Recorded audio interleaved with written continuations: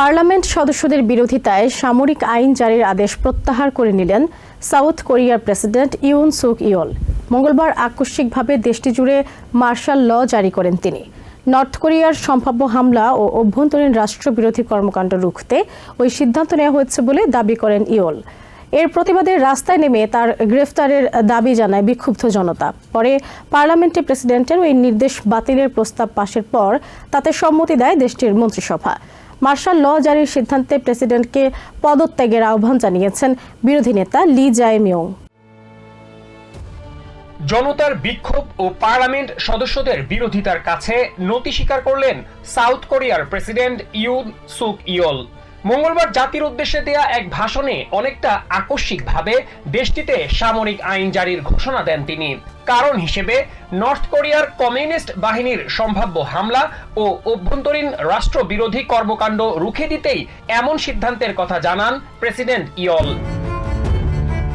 দেশটির সেনাপ্রধান general park আনসুকে martial ল বাস্তবায়নের নির্দেশ দেন প্রেসিডেন্ট। একই সঙ্গে সব ধরনের রাজনৈতিক কর্মকাণ্ড নিষিদ্ধ করা হয়। প্রেসিডেন্ট ইয়োলের এই ঘোষণায় রাস্তায় নেমে প্রতিবাদ জানায় সাধারণ মানুষ। রাজধানী সোউলে পার্লামেন্ট ভবনের সামনে সমবেত হয়ে প্রেসিডেন্টকে গ্রেফতারের দাবিও জানায় তারা। এ সময় পার্লামেন্ট ভবন ঘিরে রাখে সেনা সদস্যরা। ভবনের ওপরে হেলিকপ্টার নামতেও দেখা যায়। এমন পরিস্থিতির মধ্যেই নিরাপত্তা বাহিনীকে এড়িয়ে পার্লামেন্টে প্রবেশ করতে সক্ষম হন 190 জন আইন প্রণেতা। সামরিক আইন প্রত্যাহারের প্রস্তাবে ভোট দেন তারা। দেশটির সংবিধান অনুযায়ী পার্লামেন্টের 300 সদস্যের মধ্যে বেশিরভাগ সদস্য চাইলে সামরিক আইন তুলে নেওয়া যায়। পরে সামরিক আইন প্রত্যাহারের প্রস্তাবে সম্মতি দেয় সাউথ কোরিয়ার মন্ত্রিসভা।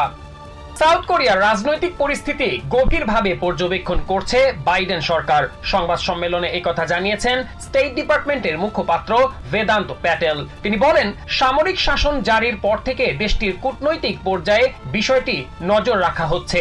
স্টেট সেক্রেটারিকে সাউথ কোরিয়ার পরিস্থিতি নিয়মিত জানানো হচ্ছে। Masum Hasan, TVN 24 news desk. New York থেকে সম্প্রচারিত TVN 24 টেলিভিশন বিশ্বজুড়ে বাঙালির কণ্ঠস্বর।